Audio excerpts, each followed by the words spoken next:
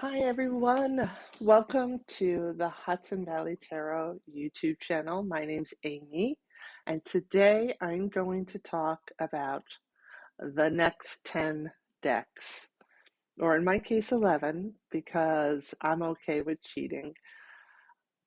This is about Katy Flowers, hashtag only 10 decks. When Katy launched this hashtag, she said only 10 decks, no cheating, no honorable mentions, and I really stuck to that. However, I have more amazing decks that I love to work with, and I just couldn't help but share them with you. So I'm going to show you the rest of my must-have decks today. Please let me know in the comments what your other must-have decks are. And if you see me talk about any decks that you would like to know more about how I work with them or just see a complete walkthrough, just let me know. And perhaps I'll make another video. So let's get on to seeing my other must-have decks. Okay, the first deck I'm going to talk about is an Oracle deck, and it's called the Holistic Astrological Cards for Guidance, Forecasting, and Healing by Carnizor. This deck I got a few years ago. The story behind that is actually on this channel. It's the first video I ever put up, and it was years ago. And I was just so impressed by this deck that I was compelled to do the video. And the reason I like it is for my analytical side. So I am an analyst. I think logically. One of the reasons I started to read was to kind of open up my more creative side. And this deck, though, appeals to the natural me, if you will. And you really don't need to know astrology to use them. I know a lot more about it now than I did when I first purchased them, just because it piqued my curiosity.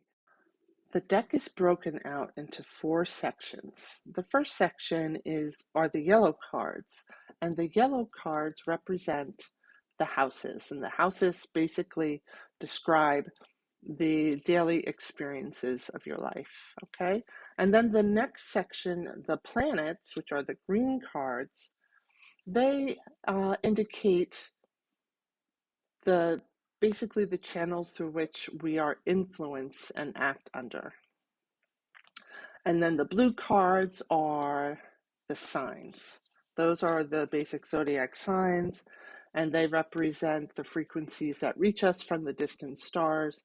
And finally, the additional set is the pink cards, and she calls them the astrological realms.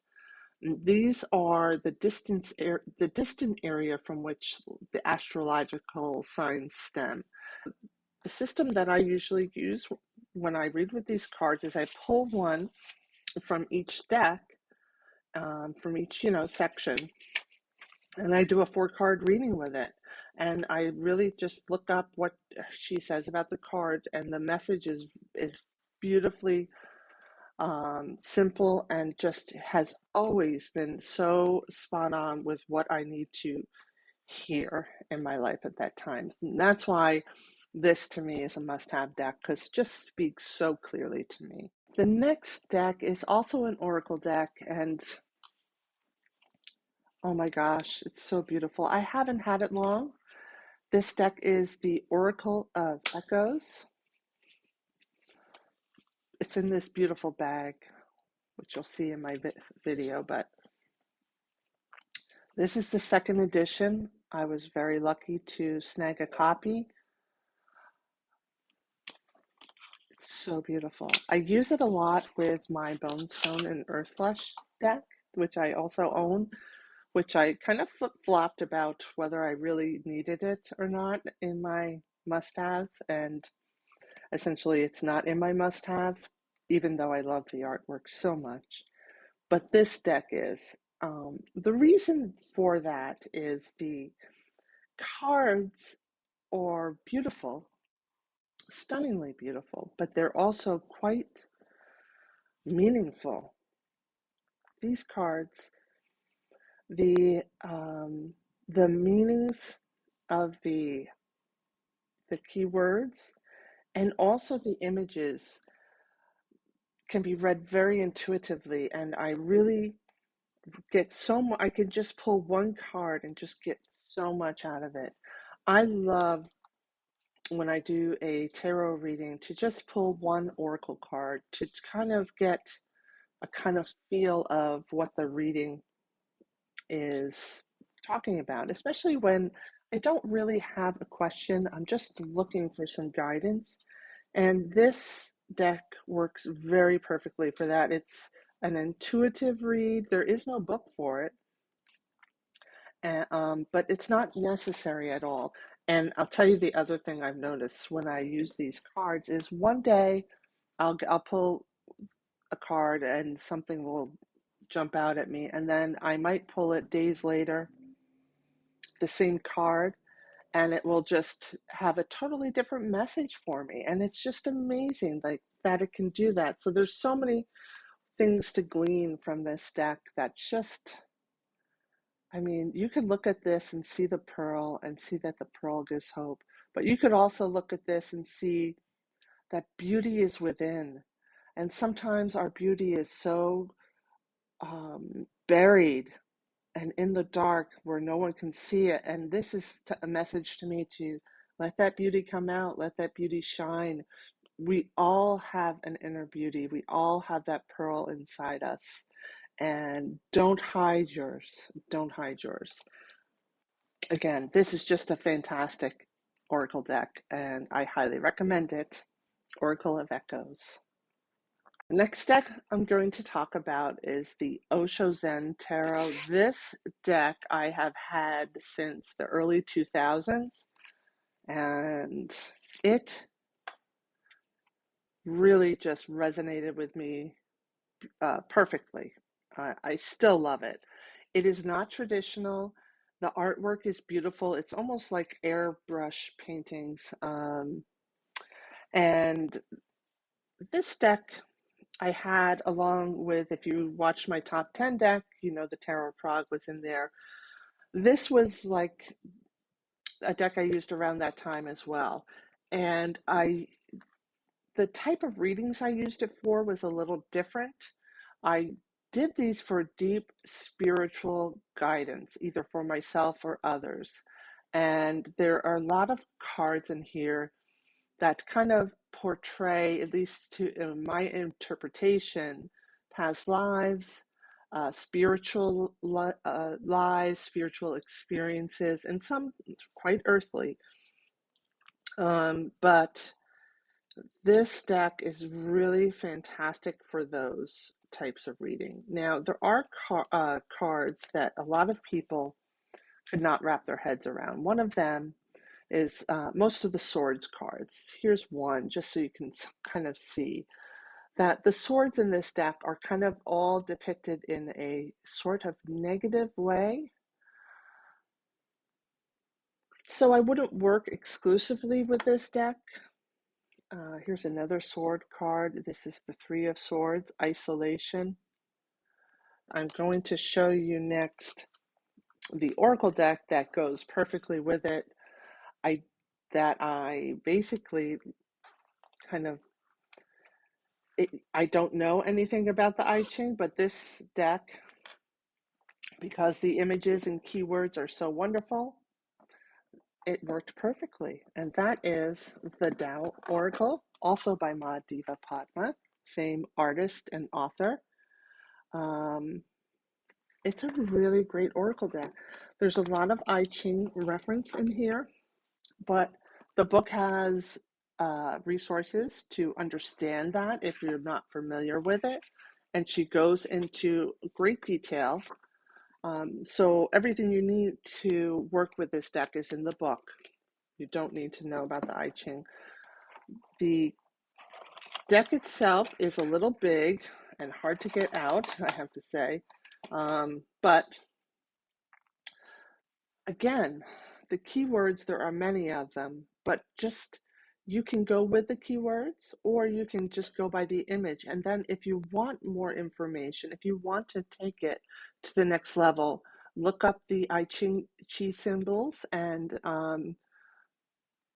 it will give you even more information that you need to know. You don't need to use a lot of cards.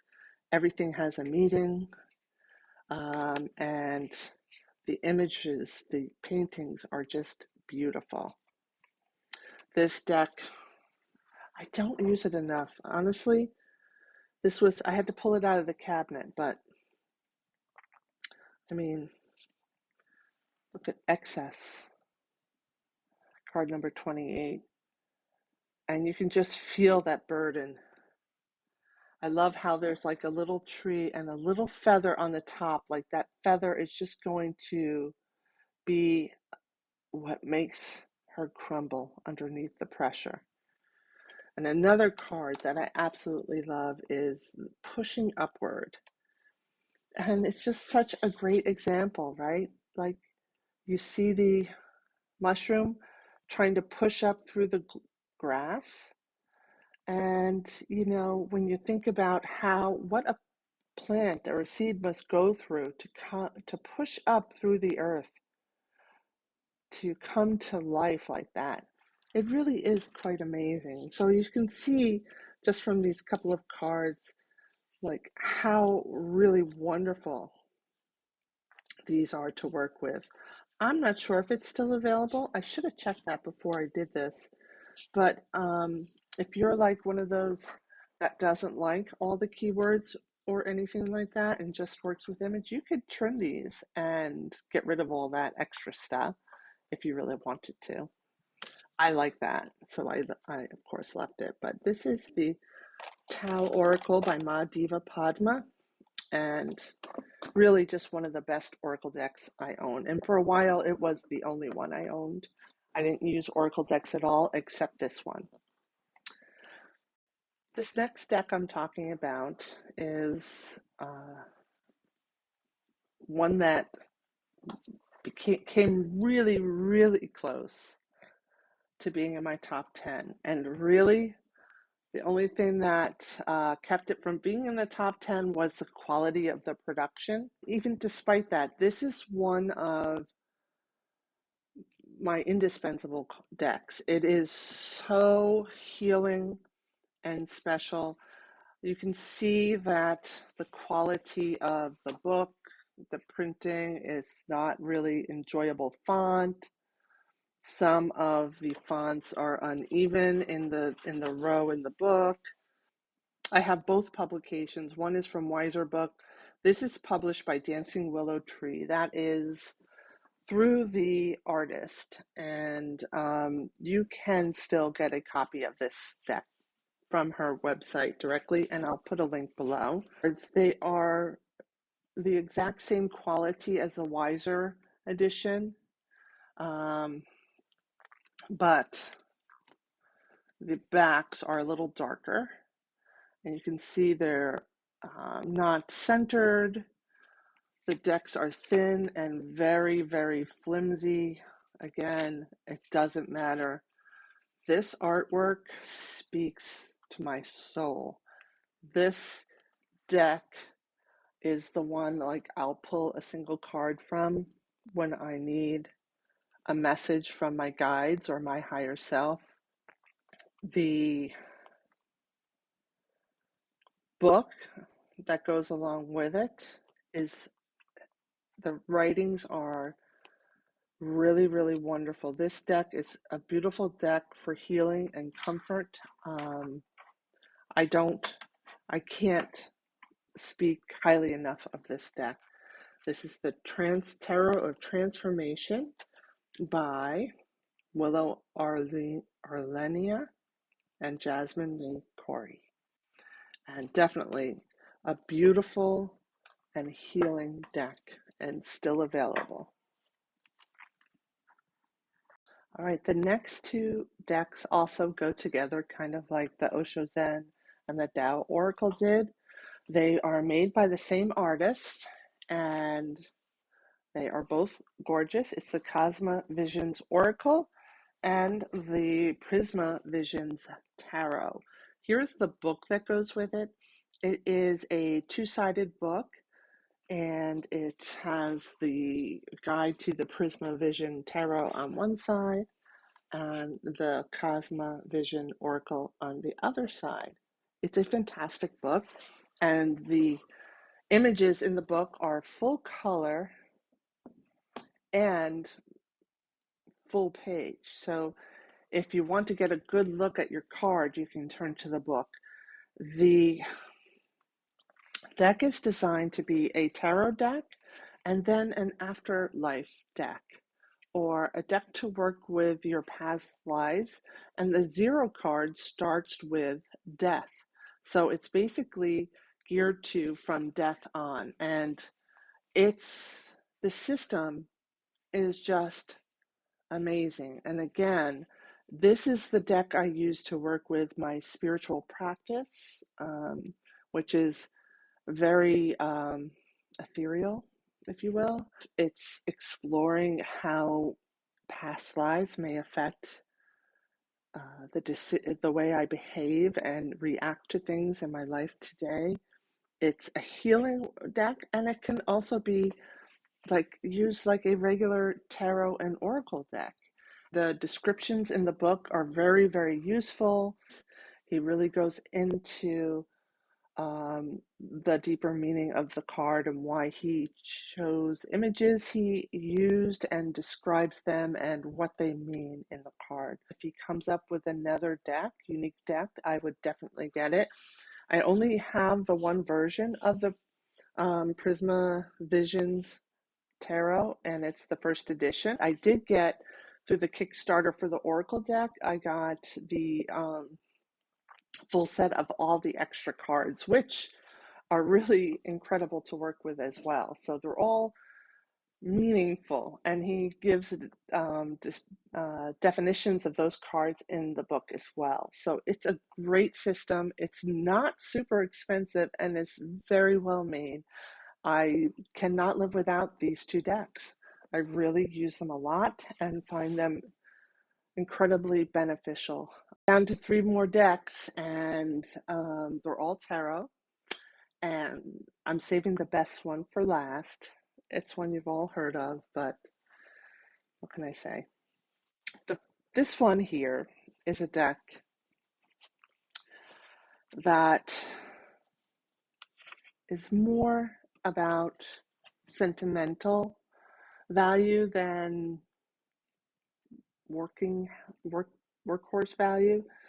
This is the Hoi Polloi Tarot. It was published in the 70s, I think 73, and it was really published to be a game. And it's basically a redrawn Rider-Waite-Smith. It does not include much of the details that you get in the Rider-Waite-Smith deck. It's pretty simplistic. A lot of the backgrounds are typically white, with a few exceptions, and the coloring is very 70s. It's bold, it's orangey and purple, and almost psychedelic, but I love it. I love the colors. It's fun to work with, but there is a special reason why I work with this deck. It's because it reminds me of a dear friend. Her name was Kathy. She's just a beautiful, beautiful human being. She passed on many years ago, but right around before she got sick, she said to me, because she didn't go online or anything, she said her deck was falling apart, and this was the only deck she ever used was the Hoi Polloi, and she said, this is the deck I have to use. I don't use any other deck. It was basically had a crease in the middle, and you could completely bend it in half just from all the shuffling. And like I said, she worked at Ren fairs. That was how she made her living, traveling and working at all the Ren fairs all across the country. So I went on, back then it was eclectic, was how you found decks, and maybe I found it on eBay, but I found this deck, and she was like, okay, when I'm back up in New York, I'll get it from you. and she never made it back to New York. I sold the deck that I had originally purchased for her, but I saw someone selling this a while back, and I got it just to remember my dear friend Kathy, and that's why this is one of my must-have decks. Next, we have another very popular deck. I think it's in probably about 90% of people's. Actually, there's two more. Oh, yeah, I almost forgot. I have another tarot. So there's two more decks after this one. And this is the Druid craft. I mean, really, what is not to love about this deck? It's so readable. I can definitely read with this deck and just feel so beautiful just looking at the artwork. You can tell that I trimmed this deck. I made it smaller so that I could work with it better. This is the only deck I've ever trimmed.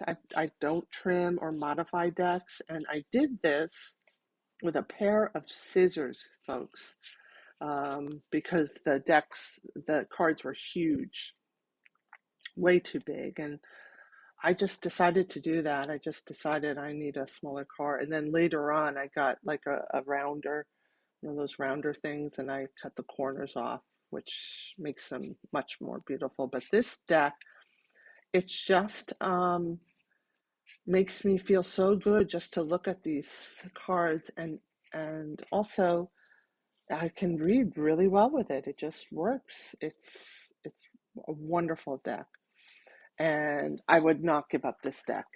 It's just beautiful. Okay, so now I'm going to show you another deck that I think made everyone else's top 10, but not mine. Almost. I really wanted it there, but it just couldn't make it happen. That deck is the Lightseers. Yes, I know. I'm not even going to open it up. Why? Because it's diverse, it's beautiful, it's expressive, it's intuitive, yet it's got the symbolism. It's the deck I usually pull when I read for other people. I do change it up sometimes, but most of the time now it's not my Tarot of Prague anymore. It's the Lightseers. I don't read professionally, but I do give readings to people once in a while, and this is the deck I pull because it's not going to offend anyone. They'll be able to identify with the people in the cards and the images because they're modern. There's nothing woo-woo looking about it. It's just, and the artwork and the colors, it's kind of like the Druid craft, which is another one that I used a lot with other people. And it's so readable. And I am so grateful that Hay House published a copy of this deck so that I could own it because I missed the Kickstarter campaign. I went through a dry spell where I wasn't even following new decks. I missed the Spirit Keeper. I missed this one. I missed a lot of great decks, but Spirit Keeper and this one were decks that I really cried over missing. This is going to be a classic. This is going to be the deck that will never, never, ever go away. It's just perfect. It's the perfect mix of forward thinking and keeping the classic meanings there. It's just perfect. Are you ready to see the last one, the 11th one? The most, another very special one, but really just one that I've had for a very long time and has stood the test of time. I have all three editions. Here is the first edition. It's the Anna K Tarot by Anna K. Oh, sorry about all the reflection, but here's the second version, which is not glossy. So these first two editions I bought from her directly. I bought the second one simply because the book was in English. The first edition does not have the book in English, and she changed two of the cards. I'm going to show you them because I like the cards better in her first edition. The problem is, and I also like the size of the first edition, it's pretty small, although the other editions are small too, but you can see. And I'll show it side by side with the second edition. The third edition is it Red Feather produced them? And that's one I mostly use with readings because I don't want, the other ones to get damaged. But my first edition deck is sadly missing the Devil card. Yes, that's right. It's incomplete, and I'm so sad about that. Because I do prefer the Sun and the Star card are both different. And then the other editions. So here they are in the first edition. There's people in it.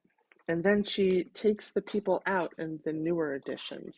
They're still beautiful. I still love them.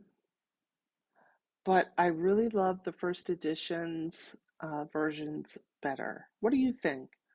Let me know down below which Star and Sun card you like better. Here, let me hold them up. Or I'll put some pictures here of them side by side. How's that? Oops. But anyway, those are my other decks that I can't live without. If you liked it, please give me a thumbs up. And I'd love to hear what your decks are that you can't live without.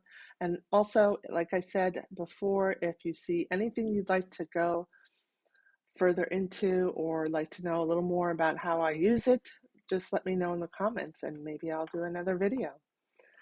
All right, guys, thank you for joining me. You all have a great day.